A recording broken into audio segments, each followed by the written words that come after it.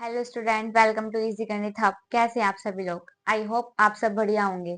आज की वीडियो को स्टार्ट करने से पहले मैं आपको बता देती हूँ, इजी गणित हब आपको प्रोवाइड कराता है free of cost quality education.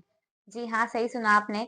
हमारे यूट्यूब चैनल पर आपको free of cost education provide कराई जाती है। तो आपको करना क्या है, यूट्यूब चैनल पर जाना है और हमारे इजी गणित हब चैनल को कर देना है सब्सक्राइब। तो चलिए आज की वीडियो को स्टार्ट करने से पहले मैं आपको बता देती हूँ आज की वीडियो को स्टार्ट करने से पहले मैं आपको बता देती हूँ, इस वीडियो में हम डिस्कस कर रहे हैं मोस्ट इम्पोर्टेंट यूके बोर्ड के जो मैथ्स के क्वेश्चंस हैं उनको हम डिस्कस कर रहे हैं। जो 27 फेब को हमारा एग्जाम होने वाला है उसमें हम क्वेश्चंस को देख रहे हैं कि किस टाइप के क्वेश्चंस जो हैं हमसे पूछे जा सकते हैं। ठीक है, ये जो क्वेश्चंस मैं आपको करा रही हूँ ये बहुत ही रिपीटेड क्वेश्चंस हैं जो एग्जाम में हाईली आने के चांसेस हैं। ठीक है, तो आपको इन्हें करना क्या है, इस वीडियो को एंड तक जरूर देखना है और इससे पहले वाली वीडियोस में मैंने 2 वीडियो जो बना चुकी हूँ उसको भी आपने पूरा कवर करना है। जो भी इन 3-4 वीडियोस में मैं आपको क्वेश्चंस करा रही हूँ ये बहुत ही रिपीटेड क्वेश्चंस हैं जो एग्जाम में हर साल रिपीट होते हैं और आने ही होते हैं। डिजिट एक्सचेंज कर देता है एग्जामिनर, बट जो मेथड्स होता है, क्वेश्चंस होता है वो सेम एज इट इज होता है। ठीक है, तो चलिए आज की वीडियो को स्टार्ट करते हैं। आज हम करने वाले हैं क्वेश्चन नंबर 11। इसके जो 10 क्वेश्चन थे वो मैं ऑलरेडी प्रीवियस वीडियो में जो है डिस्कस कर चुकी हूँ। आपको वीडियो जो है करके जरूर जानी है, उससे आपको ही फायदा होगा। ठीक है, चलिए अब देखते हैं। चलिए अब क्वेश्चन नंबर 10 देखते हैं। क्वेश्चन नंबर 10 हमें क्या दिया गया है, यदि HCF इतना इजिकल टू 18 है तो LCM हमें फाइंड करना है। ठीक है, दो संख्याओं का HCF है जो हमें 18 गिवन है, तो हमें LCM जो है वो हमें फाइंड करना है। तो चलिए इसको सोल्व करते हैं आंसर को।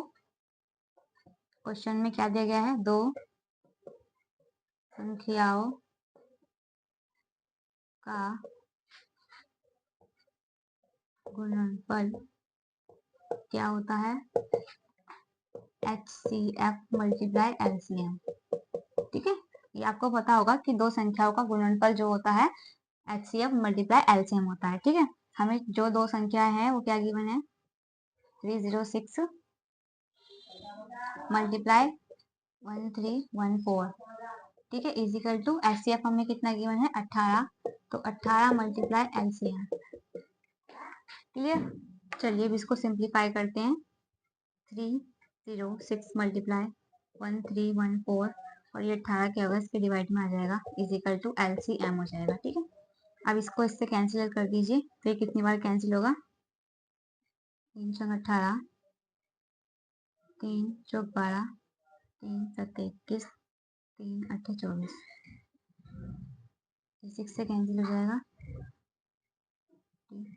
तो ये कितना आ जाएगा, मल्टीप्लाई 73। कितना आ जाएगा, मल्टीप्लाई कीजिए, 306 को 73 से मल्टीप्लाई कर दीजिए तो हमारा आंसर जो है वो आ जाएगा। ठीक है, तो जो LCM है वो हमारा क्या आएगा, ये आएगा 8 3 3 2 2। तो कितना आ जाएगा, LCM जो है हमारा ये आ जाएगा। ठीक है, आई होप क्वेश्चन क्लियर होगा। क्वेश्चन हमें क्या था कि हमें दो संख्याओं का जो HCF था वो हमें 18 गिवन था और जो हमें LCM था वो हमें फाइंड करना था। ठीक है, तो हमें सिंपली पता है कि दो संख्याओं का गुणनफल क्या होता है, HCF मल्टीप्लाई होता है LCM के। ठीक है, तो HCF मुझे गिवन था और LCM मुझे फाइंड करना था, जो कि मैंने फॉर्मूलेज में वैल्यू को पुट करके उसको सिंप्लीफाई करके LCM जो है हमारा फाइंड हो गया। ठीक है, चलिए अब देखते हैं क्वेश्चन नंबर 11 हमें क्या दिया गया है। क्वेश्चन नंबर 11 हमसे पूछा गया है कि दर्शाइए कि 3√2 एक अपरिमेय संख्या है। Show that 3√2 is an irrational numbers. मैं आपको जितने भी क्वेश्चन ये करा रही हूँ ये बहुत ही रिपीटेड क्वेश्चन है जो कि हर साल एग्जामिनर हमसे पूछता है। ठीक है, तो मैं आपको इन क्वेश्चंस को सोल्व कराने के साथ साथ ये भी बता रही हूँ कि एग्जामिनर किस तरीके से आपसे क्वेश्चंस पूछ सकता है और आपको किस तरीके से उसको अप्रोच करना है। ठीक है, तो आपने क्या सीखना है इन क्वेश्चंस में, जितने भी मैं क्वेश्चंस करा रही हूँ कि मेरी अप्रोच क्या है, मैं किस तरीके से क्वेश्चंस को हैंडल कर रही हूँ। ठीक है, कि किस तरीके से मैं क्वेश्चन को सोल्व करती हूँ, आपने ये चीज देखनी है यहाँ पर। ठीक है, तो चलिए अब इसको सोल्व करते हैं।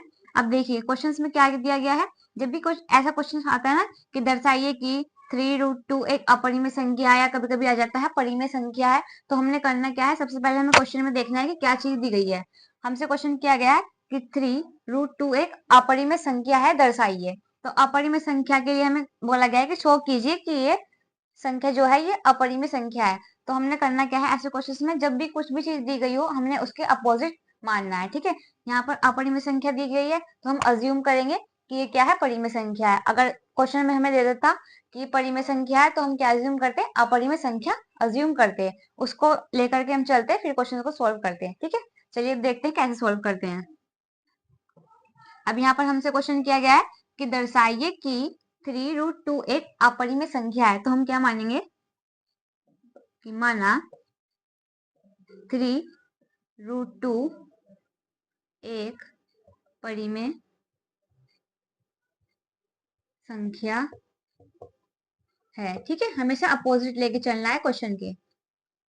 ठीक है, इतना हो गया। अब हमें पता है कि 3√2 परिमेय संख्या क्या होती है, रैशनल नंबर्स क्या होते हैं, जो p अपॉन q की फॉर्म में होते हैं। बट जो q होता है वो नॉट इजिकल टू होना चाहिए 0 के। ठीक है, और जो p और q है ये क्या है, इसके पूर्णांक है, मतलब इंटीजर्स हैं। और जो HCF होता है p और q का वो कितना होना चाहिए, इजिकल टू 1 होना चाहिए। ये जो कंडीशंस मैंने लिखी हैं ये आपको जरूर लिख के आनी है। ठीक है, अदरवाइज क्या होता है, मार्क्स जो है कट हो जाते हैं। चलिए अब इसको सोल्व करते हैं, क्योंकि ये क्वेश्चंस क्या होते हैं, अज्यूम करने वाले होते हैं कि हमने माना ये चीज है, क्योंकि हमें प्रूव करना होता है कि ये दर्शाइए कि ये चीज ये है। ठीक है, तो हमने करना क्या है, सबसे पहले क्या करा, हमने इसको परिमेय, हमसे क्वेश्चन अपरिमेय क्वेश्चन हमसे पूछा गया था तो हमने इसको मान लिया कि ये संख्या जो है अपरिमेय संख्या है। अब हमें पता है परिमेय संख्याएं क्या होती है, जो p अपॉन q की फॉर्म में होती है। रैशनल नंबर्स क्या होते हैं, जो p अपॉन q की फॉर्म में होते हैं। और हमें पता है जो q होता है वो नॉट इजिकल टू 0 होना चाहिए। ठीक है, अब देखिए अब ये क्या हो जाएगा, √2 is equal to p upon 3q। ठीक है, तो ये क्या हो गया, ये हो गई हमारी क्वेश्चन नंबर फर्स्ट। अब हमें पता है कि p अपॉन √3 एक परिमेय संख्या है, परिमेय संख्या है, तथा √2 क्या है, √2 तो एक अपरिमेय संख्या है ना, √2 एक अपरिमेय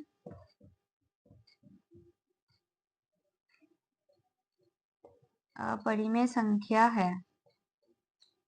तो ये क्या होगा, जो √2 है वो नॉट इजिकल टू हो जाएगा p अपॉन √3q के। ठीक है, तो ये क्या हो जाएगा, √2 नॉट इजिकल टू हो जाएगा p अपॉन 3q के।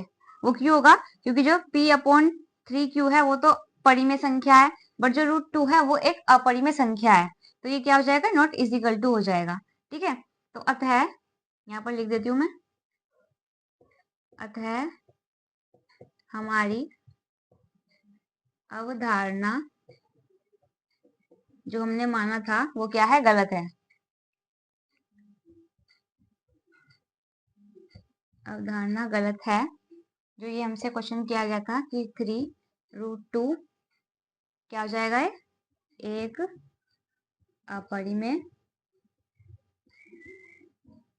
अपरिमेय संख्या है। क्लियर, आई होप क्वेश्चन समझ में आया होगा आपके।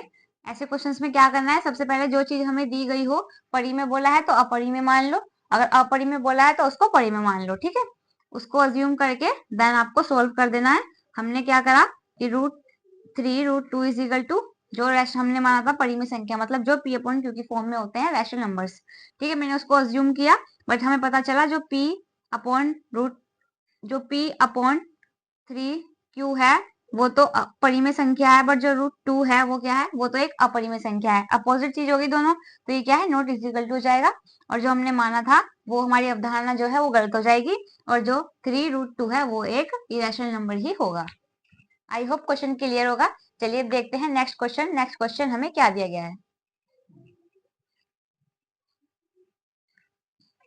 चलिए अब नेक्स्ट क्वेश्चन देखते हैं। नेक्स्ट क्वेश्चन हमें क्या दिया गया है, नेक्स्ट क्वेश्चन हमसे बोला गया है 3 अंकों वाली कितनी संख्याएं 7 से विभाज्य है।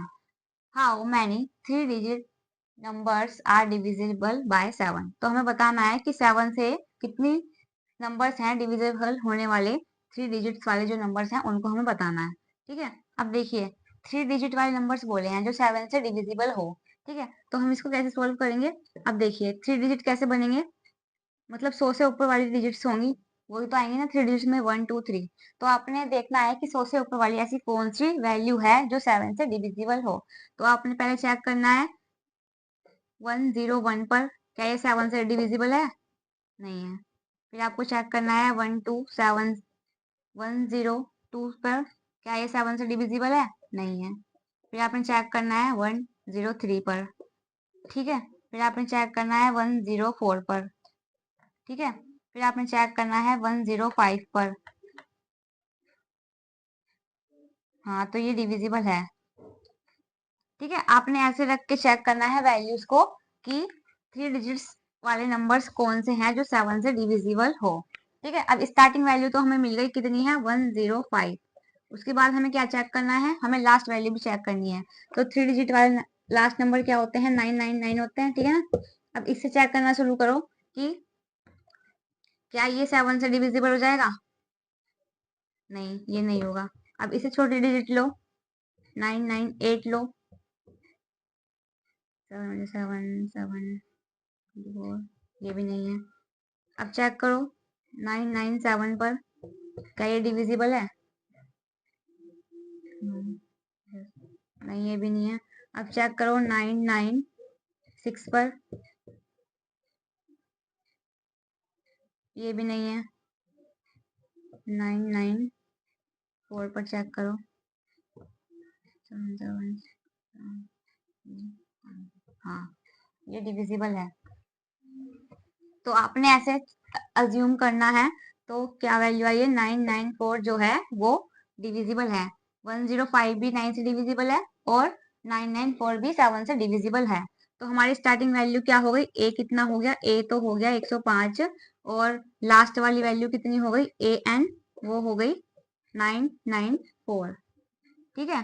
और डी कितना हो जाएगा? डी 7 से डिविजिबल है ना, तो डी कितना हो गया? 7। तो एन जो है वो हमें फाइंड करना है, क्लियर। अब क्या करना है? आपको पता है कि जब भी हमें कोई टर्म फाइंड करनी होती है तो फॉर्मूला क्या होता है? A n is equal to a plus n minus 1 multiply d, ठीक है। तो ए एन हमें गिवन है, कितना है? 994 इज इक्वल टू ए कितना है? 105 प्लस के एन माइनस 1 मल्टीप्लाई डी कितना है? 7। अब 994 में से माइनस कर दो 105 को, और ये क्या आ जाएगा? डिवाइड में आ जाएगा 7, और ये कितना हो जाएगा? n माइनस 1 हो जाएगा, क्लियर। अब इसको सोल्व करो, कितना आएगा? इसमें से इसको माइनस करोगे तो कितना आएगा? ये आ जाएगा 889 डिविजिबल बाय 7, और ये n माइनस 1, ठीक है। अब इसको डिवाइड कर दो, 7 1 7,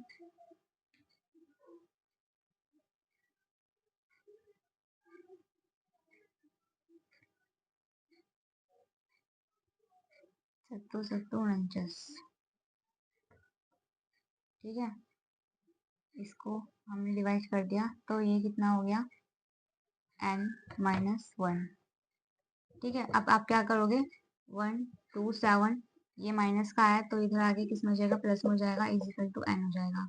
तो ये कितना जाएगा? 128 इज इक्वल टू एन। जो हमारा एन है वो कितना आ जाएगा? वो आ जाएगा हमारा, कितना आ जाएगा? 128, ठीक है।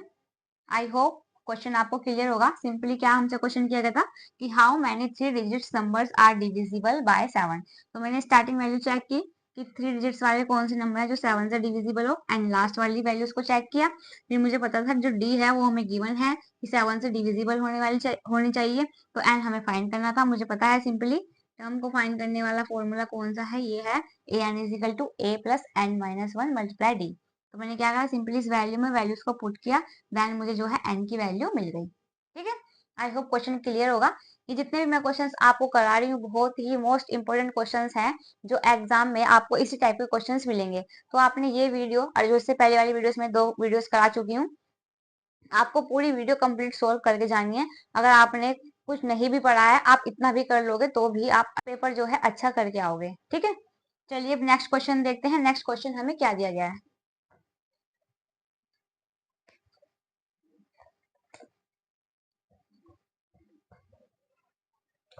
अब नेक्स्ट क्वेश्चन देखते हैं। नेक्स्ट क्वेश्चन क्या गिवन है।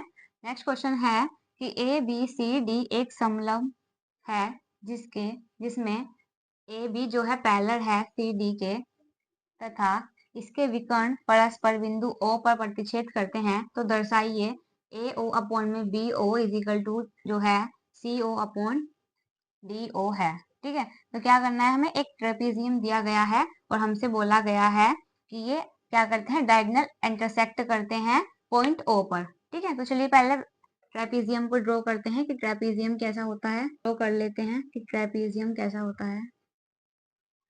तो ये क्या है, ये एक ट्रेपेजियम है। हमसे क्या बोला है कि डायगोनल इंटरसेक्ट करते हैं, मतलब क्या करते हैं, इसके विकर्ण परस्पर बिंदु O पर प्रतिच्छेद करते हैं।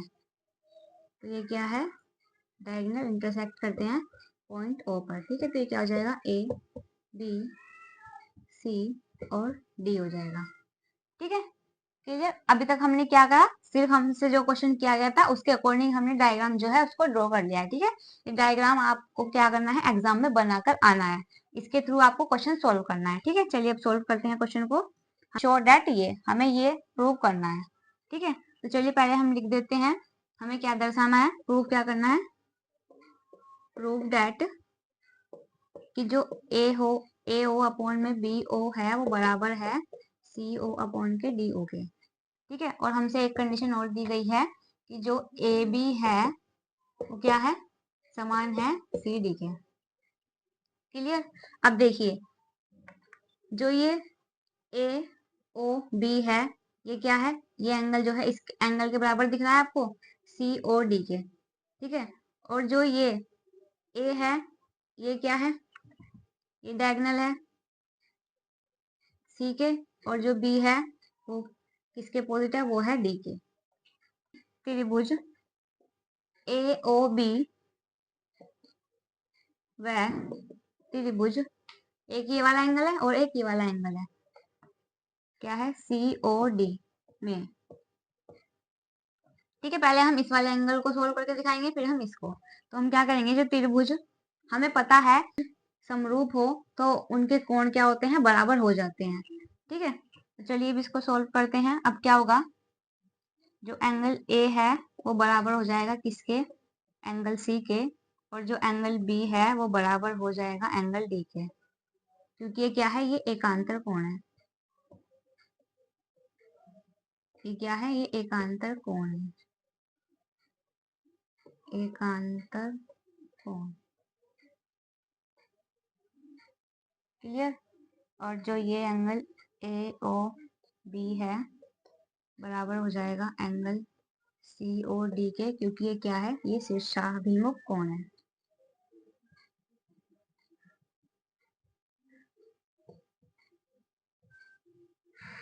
ये एक दूसरे को शीर्ष कर देना, तो ये क्या है, शीर्षाभिमुख कोण है।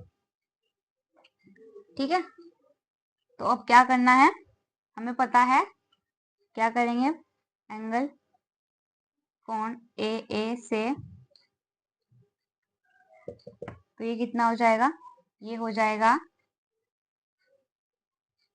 जो ये त्रिभुज है ए ओ बी जो है उसको हम समरूप दिखा देंगे, तो क्या हो जाएंगे, ये कोण जो है, अगर हम दो एंगल को समरूप दिखा देते हैं तो उनके कोण क्या होते हैं, इक्वल हो जाते हैं, एंगल जो है बराबर आ जाते हैं। ठीक है, तो जो कि हमें प्रूफ भी करना है, तो ये कितना हो जाएगा, एंगल सी,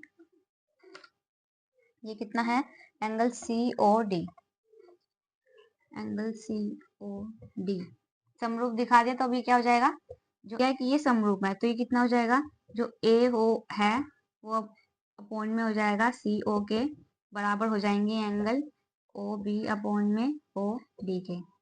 ठीक है, तो अभी क्या करना है, ये मल्टीप्लाई है तो ये मैं इसको डिवाइड में ले जाऊंगी, ओ बी को बराबर हो जाएंगे, और ये डिवाइड में है तो ये मल्टीप्लाई में हो जाएगा सी ओ अपॉन में ओ डी।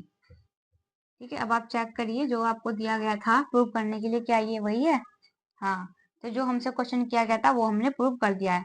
अब देखिए सिंपली मैंने क्या करा इस क्वेश्चन में, पहले मैंने इस क्वेश्चन को अच्छे से पढ़ा, उसके थ्रू मैंने क्या करा डायग्राम को ड्रॉ करा।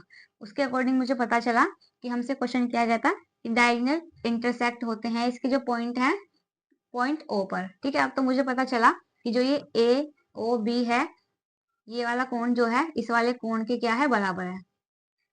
ठीक है, तो मुझे पता है जब ये डायगोनल होते हैं कोण तो क्या होते हैं, अगर दो कोण समरूप हैं, समरूप कंडीशन में आए तो वो क्या हो जाते हैं, वो बराबर हो जाते हैं उनके कोण।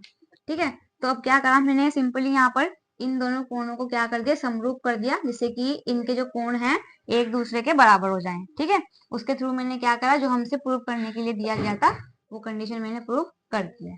आई होप क्वेश्चन क्लियर होगा। चलिए अब नेक्स्ट क्वेश्चन देखते हैं। नेक्स्ट क्वेश्चन हमें क्या दिया गया है। चलिए अथवा करके क्वेश्चन दिया गया है। ये क्वेश्चंस भी बार बार एग्जाम में पूछा जाता है। चलिए इसको देखते हैं, इसको कैसे सोल्व करना है। कि दी गई आकृति में जो डी ई है वो समान है बी सी के, तो ए डी जो है ज्ञात कीजिए। ठीक है, अब देखिए आपको दो क्वेश्चंस ऐसे दिए जाएंगे, एक तो जो मैंने इससे पहले आपको सोल्व कराया और एक क्वेश्चन ये है। अब कंपैरेटिवली पहले वाले क्वेश्चंस के अकॉर्डिंग जो ये क्वेश्चन है ये इजीली बन जाएगा। ठीक है, तो आपने क्या करना है, जब भी अथवा करके क्वेश्चंस आएंगे एग्जाम में तो आपको ये देखना है कि आप 100% किसमें श्योर हो कि आपसे जो क्वेश्चन है कौन सा सोल्व करना आता है और आपका टाइम कौन से वाले क्वेश्चंस में सेव होता है। ठीक है, हमेशा क्या होगा, एक क्वेश्चन जो होगा वो थोड़ा लेंथी होगा और सेकंड क्वेश्चन जो होगा वो थोड़ा शॉर्ट में होगा। तो आपने ये चीज देखनी है कि आपको अपना टाइम भी सेव करना है, जिससे कि कम समय में आप सारे क्वेश्चंस को अटेम्प्ट कर पाओ। ठीक है, चलिए अब इसको सोल्व करते हैं। इसमें सिर्फ हमें क्या करना है, हमें डायग्राम उस वाले क्वेश्चन में हमने क्या किया था, कंडीशन को पढ़ के डायग्राम को जो है बनाया था। यहाँ पर हमारे पास क्या है, डायग्राम हमें पहले गिवन है और जो ए डी है वो हमसे पूछ लिया गया है कि ए डी को फाइंड कीजिए। तो सिंपली क्या करना है, हमें सबसे पहले हमें पता है कि जो जो चीजें हमें क्वेश्चंस में कंडीशन दी होती हैं हम उनको लिख लेते हैं। तो ठीक है, हमें क्या गिवन है,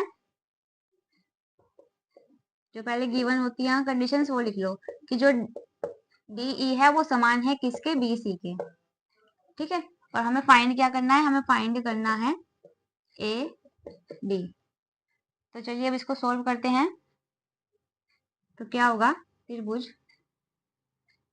ए डी अपॉन क्या हो जाएगा, डी बी क्या हो जाएगा, बराबर हो जाएगा किसके, ए ई अपॉन में ई सी के। ठीक है, अब सिंपली क्या है, आपको पता है कि जो ये रो है ये किसके इक्वल है, जो ए बी है ये हमें दिया गया है ना, जो डी ई है वो पैरेलल है बी सी के। तो ये वाला एंगल ये इसके भी जो ये रो है ये इसके इक्वल होगी। ठीक है, तो मैंने क्या करा, जो ए डी है वो हमें फाइंड करना है और जो बी डी है वो हमें गिवन है। तो हम क्या करेंगे, हमें ए डी की ही वैल्यू चाहिए तो हम सारी वैल्यूज को क्या करेंगे, पुट कर देंगे। तो ये कितना है, हमें 7.2 और ए कितना है 1.8 और ये कितना है 5.4। तो ये इस डेसिमल से ये डेसिमल क्या होगा, कैंसिल हो जाएगा। तो ये 18 से कैंसिल हो जाएगा, 18 या 54। तो ये कितना आ जाएगा, ये आ जाएगा A D is equal to, बस मल्टीप्लाई करो 7.2 अपॉन में 3। तो A D is equal to 3 से इसको कैंसिल कर दो, 3 2 जा 6 और 3 4 जा 12। तो ए डी जो है वो हमारा कितना आ गया, 2.4 हमारा आ चुका है। ए डी कितना आया, 2.4, जो कि हमें फाइंड करना था। ठीक है, अब आप देखो कंपैरिजन करो कि जो इससे पहले वाला क्वेश्चन था वो ज्यादा इजी हो गया या ये वाला क्वेश्चन ज्यादा इजी हो गया। ये वाला क्वेश्चन जल्दी इजी हो गया ना, क्योंकि हमें इसमें क्या था, फिगर भी गिवन था और हमें कंडीशंस भी जो थी वैल्यूज गिवन थी, बस हमें फाइंड करना था ए डी को। तो मैंने क्या करा, सिंपली जितनी वैल्यूज हमारी गिवन थी उनको पुट करा और ए डी की वैल्यू जो है मैंने फाइंड कर ली। ठीक है, आई होप क्वेश्चन क्लियर होगा। ये जितने भी क्वेश्चन है सारे रिपीटेड क्वेश्चन है जो एग्जाम में हर बार आते हैं। ठीक है, आपको ये सारे क्वेश्चंस एक बार अच्छे से सोल्व करके जाना है, जिससे कि आप पेपर जो है अच्छा करके आओ। ठीक है, चलिए अब देखते हैं नेक्स्ट क्वेश्चन। नेक्स्ट क्वेश्चन क्या दिया गया है, अब नेक्स्ट क्वेश्चन देखते हैं। ये क्वेश्चन भी एग्जाम में हर बार रिपीट होता है। क्वेश्चन क्या है, ये भी क्वेश्चन जो है बहुत इंपॉर्टेंट क्वेश्चन है। मैं इस वीडियो में इससे प्रीवियस वाली जो 2 वीडियोस में करा चुकी हूँ वो भी मैं लिंक जो है डिस्क्रिप्शन में ऐड कर दूंगी।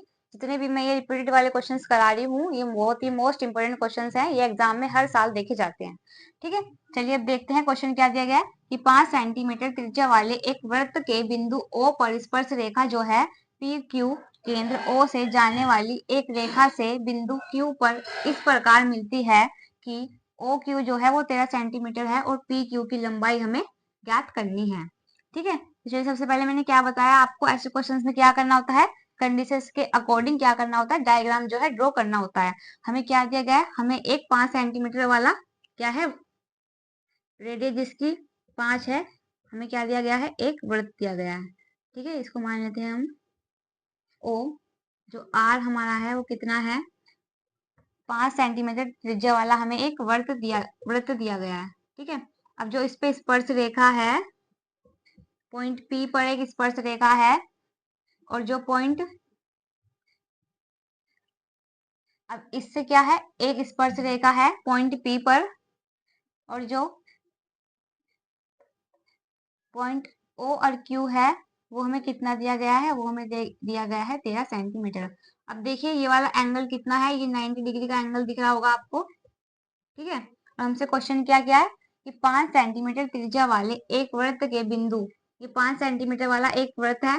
ठीक है, एक स्पर्श रेखा दी गई है पॉइंट P, स्पर्श रेखा क्या है P और Q, केंद्र O से जाने वाली एक रेखा बिंदु Q पर इस प्रकार मिलती है कि जो O और Q है वो 13 सेंटीमीटर है और P और Q जो है ये हमें इसकी लंबाई क्या करनी है, हमें ज्ञात करनी है।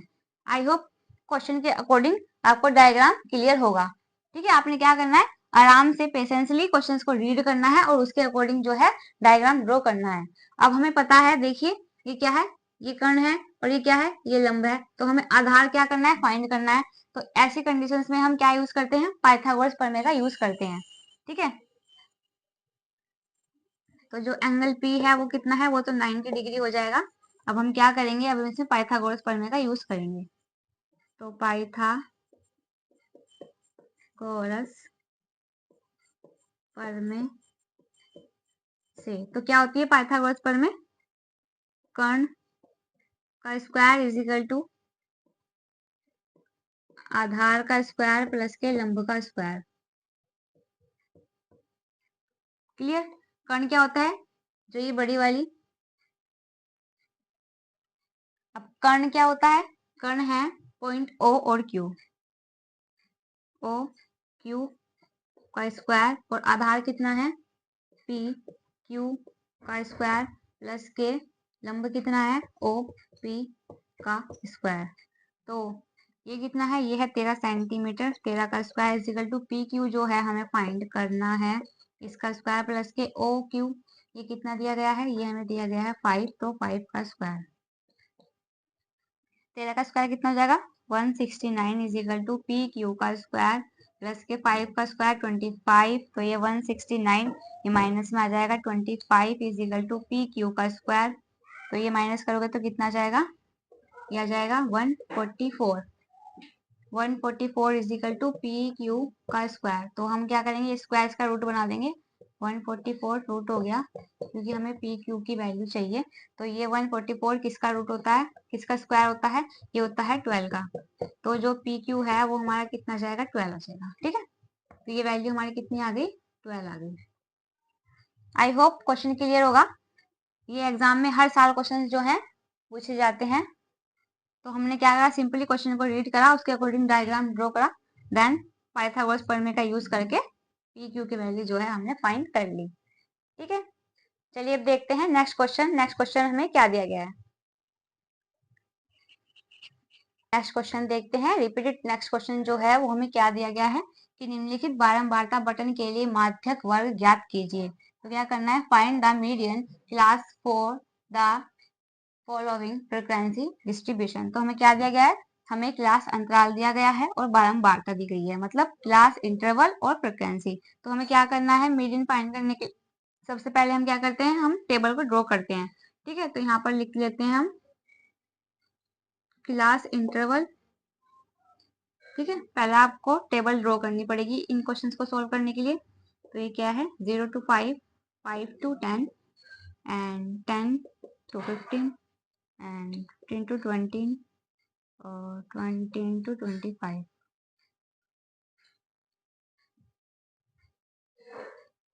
और यहाँ पर हम क्या लिखेंगे, यहाँ पर हम फ्रीक्वेंसी लिखेंगे। उसके बाद हमें क्या फाइंड करना होता है, ये दो चीज हमें गिवन होती है, CI और F, तो हम क्या निकालते हैं, CF निकालते हैं।